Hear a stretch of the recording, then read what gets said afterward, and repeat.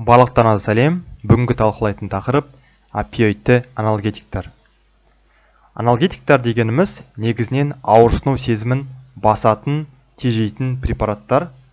Негізінен екі топқа жіктеледі: опиоидті және опиоидті емес. Опиоидті топқа жатады морфин, фентанил, промедол және тағы да басқа препараттар жатады.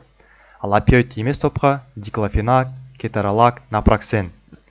Опиоидті препараттардың әсері опиоид емес препараттарға қарағанда өте күшті болып келеді. Осы топқа жататын ең негізгі препарат ол морфин. Морфин грек құдайы Морфейдің атымен аталған. Морфей себебі морфин ол ұйықтататын және тыныштандыратын әсері бар. Соған байланысты гректің ұйқы немесе түс құдайы Морфейдің атымен аталған. Морфин негізінен папавер сомниверум деген шөптен алынады. Папавер сомниверум дегеніміз қазақша айтқан кезде опиумды көкнар, осы шөптен алынады. Келесі слайд: эндорфиндер. Эндорфиндер дегеніміз не? Эндо ішкі деген сөз. Егер мына жерге м жалғайтын болсақ, эндоморфин деген пайда болады. Эндоморфин дегеніміз іштен бөлінетін морфин. Сонда қалыпты жағдайда көбінесе ауырсыну кезінде немесе стресс кезінде организмде бөлінетін гормондардың тобы эндоморфиндер немесе эндорфиндер деп аталады. Сонда ауырсыну кезінде, стресс кезінде ауырсынуды басу үшін, стрессті басу үшін организмде бөлінетін гормондарды эндорфиндер деп айтамыз. Немесе бұларды гормоны счастья дейді, бақыт гормондары деп аталады. Және бұл гормондар тек қана ауырсыну кезінде емес, жаттығу кезінде, массаж кезінде, тамақтану және жыныстық қатынас сияқты жағымды әрекеттер кезінде де бөлінеді. Мидың нейрондарында түзіледі және жаңа айтып өткендей морфин секілді ауырсынуды жеңілдететін қабілеті бар. Опиоидті рецепторлармен байланысады бөлінгеннен кейін, және негізінен үш түрі бар. Ол эндорфиндер, энкефалиндер және динорфиндер. Енді опиоидті рецепторлар. Опиоидті препараттар немесе эндорфиндер бөлінгеннен кейін осы опиоидті рецепторлар арқылы байланысып өз әсерін көрсетеді. Опиоид рецепторлар орталық және перифериялық жүйке жүйесінде орналасады нейрондарда. Эндорфиндер арқылы белсендіріледі. Негізгі үш түрі бар. Ол мио рецепторлары, дельта рецепторлары және каппа рецепторлары. Мио рецепторлар эндорфиндерге аффинитеті жоғары, дельта рецепторлар энкефалиндерге аффинитеті жоғары және каппа рецепторлар динорфиндерге аффинитеті жоғары. Опиоидті рецепторлар G белоктармен байланысқан рецепторлардың түрі пресинапстық нейрондардағы кальций каналдарын жабады, әсер ету механизмі және нейромедиатордың бөлінуін азайтады. Ал постсинапстық нейрондардағы калий каналдарын ашады, гиперполяризацияға келеді және сигналдың аз таралуына алып келеді. Нейромедиаторлардың белсенділігін төмендетеді. Мысалы, глутамат өзі қозу нейромедиатор болып табылады. Ал опиоид рецепторлармен байланысқан кезде эндорфиндер немесе морфин осы глутаматтың бөлінуін тежейді, төмендетеді, белсенділігін төмендетеді. Және ацетилхолин, норадреналин, серотонин, позаты секілді нейромедиаторлардың бөлінуін белсенділігін төмендетеді. Пресинапстық нейрон, мына слайдта берілген, мынау екіншісі постсинапстық нейрон. Мына жерде опиоидті рецепторген опиоидті препараттар байланысқан кезде опиоидті препараттар кальцийдің пресинапстық нейронға енуін тежейді. Егер кальций пресинапстық нейронға енбейтін болса, онда нейромедиатор босап шықпайды. Сигнал пресинапстық нейроннан постсинапстық нейронға берілмейді. Мысалы, егер ауырсыну сезім болатын болса, ауырсыну сигналы пресинапстық нейроннан постсинапстық нейронға берілмейді. Және екінші постсинапстық нейронда калийдің сыртқа шығуын жоғарылатады. Егер калий сыртқа көптеп шығатын болса, постсинапстық нейронда кернеу азаяды, заряд азаятын болса, онда постсинапстық нейрон тежеледі, гиперполяризацияға ұшырайды. Осы арқылы опиоидті препараттар өз әсерін береді. Енді опиоидті препараттар негізі жіктелуі ол толық агонистер, жартылай агонистер, аралас агонист-антагонистер және антагонистер деп жіктеледі. Толық агонистерге жатады морфин, фентанил, суфентанил, афентанил, ремифентанил, омнапон, промедол және героин. Жартылай агонистерге жатады бупринорфин. Аралас агонист антагонистерге жатады трамадол, налбуфин, бутарфанол. Және антагонистерге жатады. Антагонистер дегеніміз бұлар осы опиоидты препараттардың антидоттары уланған кезде беріледі. Налоксон және нальтрексон жатады. Жаңа айтып өткендей, морфин негізгі препараттардың бірі, және героин ол наркотикалық препарат болып табылады. Енді героин әдетте венаға енгізіледі. Наркомандардың арасында кеңінен таралған лас ине немесе ластанған препараттарды лас ине арқылы енгізеді, ластанған препараттарды енгізеді наркомандар. Және бұл негізінен бактеремияға алып келуі мүмкін, және трикуспидальды клапанның эндокардитін алып келуі мүмкін пациенттерде. Б және С гепатитін таралуына келеді, және ВИЧ инфекциясын таралуына алып келеді. Енді опиоидты препараттардың орталық жүйке жүйесінің әсері көбінесе миу рецепторлар арқылы іске асады. Негізгі әсері ол ауырсынуды басу, аналгезиялық әсер. Екінші ол эйфория шақыратын әсері бар, және тыныштандыратын әсері бар. Одан бөлек опиоидты препараттар тыныс алу орталығын тежейді, және жөтел орталығын әсер етіп, жөтелді басады, және қарашықтарды кішірейтеді. Миозды шақырады. Миоз дегеніміз қарашықтардың кішіреуі, мына суретте берілген.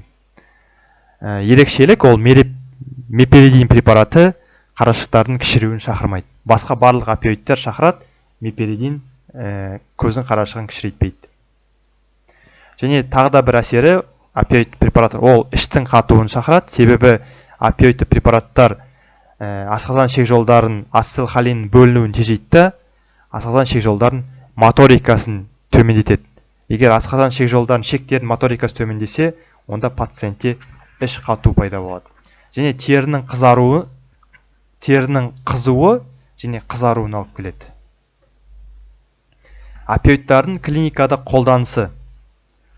Ең негізінен біз ауырсынуды басу үшін береміз опиоидты препараттарды. Және жедел өкпе ісінуін емдеу үшін көк тамырға морфин тағайындалады. Жөтелді басу үшін, мысалы кадеин препараты жөтелді емдеу үшін қолданылады, құрғақ жөтелді. Және егер пациентте диарея болатын болса, онда диареяны басу үшін, себебі опиоидты препараттар жаңа айтып өткендей іш қатуға алып келеді. Оған лопирамид препараты жатады. Және егер пациентте қалтырау болатын болса, қалтырауды басу үшін меперидин, димерол деген препараттарды қолдануға болады. Тәуелділік және толеранттылық. Барлық опиоидты препараттарға тәуелділік тез дамиды. Тәуелділік психологиялық және физикалық болуы мүмкін. Ол дәріні организмнің қайтадан талап етуі. Және толеранттылық дамиды. Толеранттылық дегеніміз уақыт келе дәрілердің әсерінің азаюы. Ол не деген сөз? Егер мысалы пациент 1 миллиграмм опиоидты препарат қолданатын болса, келесі жолы оның дозасын үлкейту керек болады, себебі 1 миллиграмм уже келесі жолы қабылдаған кезде әсер етпейді. Көбінесе дәріге тәуелді адамдарда, мысалы, бір доза қабылдаған кезде эйфория шақыратын болса, уже келесі жолы эйфория шақыру үшін дозасын үлкейту керек болады. Соның әр қабылдаған сайын пациент дозасын үлкейтеді, себебі бір дозада қолдана берсе, ол эйфория шақырмайды. Осыны толеранттылық дейміз. Әсерге жету үшін жоғарғы дозалар қажет. Жаңа айтып өткенде эйфория шақыру үшін мысалы. Бірақ пациенттерде миозға және іш қатуға толеранттылық дамымайды. Өте аз дозада пациенттерде көздің қарашығын кішірейтеді және пациенттерде іш қату шақырады. Толеранттылық іш қату мен миозға дамымайды. Енді жедел улану. Опиоидты препараттармен улану өте кеңінен өте көп кездеседі. Себебі опиоидты препараттар ол есірткі ретінде наркомандардың арасында көп қолданылады, және есірткінің артық дозалануынан болатын өлімнің ең көп тараған себебі осы опиоидтар. Дисфорияны шақырады. Улану кезінде дисфория дегеніміз эйфорияға қарама қарсы сезім. Эйфория кезінде адам өзін жақсы, күшті сезінетін болса, бақытты болды. Ал дисфория кезінде адамда қорқыныш, үрей, жағымсыз әсерлер пайда болады. Тыныс алудың тежелуі байқалады. ішек моторикасының төмендеуі, жедел іш қату болуы мүмкін, қарашықтардың тарылуы және ұстамаларға алып келуі мүмкін. Көбінесе трамадол немесе мепиридин препараты ұстамаларға алып келуі мүмкін. Жедел улану кезінде ең негізгі емі ол налоксон. Налоксон осы опиоидты препараттардың антагонистіне жатады. Қысқа әсер ететін опиоидты антагонист. Антагонист дегеніміз әсері қарама-қарсы антидот ретінде қолданылады. Егер дозасы тым жоғары болатын болса, налоксонның, онда налоксон абстинентті синдромға әкелуі мүмкін. Енді абстинентті синдром дегеніміз не? Абстинентті синдром дегеніміз опиоидтарға тәуелді адамдарда кездеседі. Ол әдетте соңғы дозадан кейін 6-12 сағаттан кейін басталады. Мысалы, егер пациент наркоманды алатын болсақ, бір доза морфинді қолданғаннан кейін, ол эйфорияның әсері 6 сағатқа дейін созылуы мүмкін. Дәрінің әсері біткеннен кейін, сол адамның организмі сол дәріні қайтадан талап етеді, қайтадан жаңағы дәріні қажет етеді. Осыны абстинентті синдром деп айтамыз. Бұл кезде не болады пациентте? Басқа сөзбен айтқан кезде абстинент синдромда ол ломка. Пациентте ломка пайда болады дәріге деген. Ломка кезінде пациентте не болады? Ол орталық жүйке жүйесі, көз, тері, асқазан ішек жолдарының әсерін тез кері қайтуы. Пациентте мазасыздық болады, мазасыздық, ұйқысыздық, тек қана дәріні ойлап тұрады, дәріні талап етіп тұрады, есінеу, ринорея, лакримация, көзден жас ағу, мұрыннан су ағу, пилорексия дегеніміз терідегі, денедегі түктердің тұруы, жүрек айнуы, құсу, іштің ауырсыну және диарея секілді симптомдар пайда болады абстинентті синдром кезінде. Абстинентті синдромды және тәуелділікті қалай емдейміз? Препарат бупренорфин. Бұл препарат ол жартылай агонист, агонистік және антагонистік әсерлері бар. Ұзақ әсер ететін препарат, және бұл препарат тіл астына қолдануға болады, сублингвальды таблетка ретінде. Және абстинентті синдромды тудыруы мүмкін, бұл препарат налоксон секілді. Абстинентті синдромды неліктен тудырады? Себебі бұл препарат антагонистік әсері бар дедім. Мысалы, опиоидты препараттардың әсерін бірден тез қайтаратын болса, опиоидты препараттың әсері қайтатын болса тез, онда организм сол әсерді талап етеді, дәріні іздей бастайды. Ломка пайда болады. Осыны абстинентті синдром дейміз. Және бупренорфиннің налоксонмен біріктірілген түрі бар. Ол бупренорфин тек қана антагонист емес, бупренорфиннің агонистік те әсері бар. Бупренорфин тоже кейбір пациенттерде жаңағы нені шақыруы мүмкін, эйфорияны шақыруы мүмкін. Сондықтан налоксонмен біріктіріп қолданатын кезде бупренорфин эйфория шақырмайды. Сондықтан теріс пайдаланудың алдын алады. Және налоксон тіл астына сіңбейді. Және налоксон, мысалы бупренорфинді кейбір наркомандар ұсақтап, таблетканы порошокқа айналдырып, сосын көк тамырға инъекция ретінде жаңағы қабылдап эйфория алады. Ал налоксонмен біріктірілген болса, инъекция ретінде оны қабылдайтын болса, ешқандай әсер етпейді. Және метадон ұзақ әсер ететін ауыз арқылы қолданатын опиоидты препарат, құмарлықтарды азайтады. Жаңа тәуелділікті емдеу үшін, абстинент синдром үшін емдеу үшін қолданады, бірақ бұл препарат қатаң реттеледі және қатаң бақыланады. Налтрексон, налоксон секілді опиоидты препараттардың антагонисті, бірақ бұл ұзақ әсер ететін опиоидты антагонист. Қабылданған жағдайда опиоидтардың әсерін блоктайды.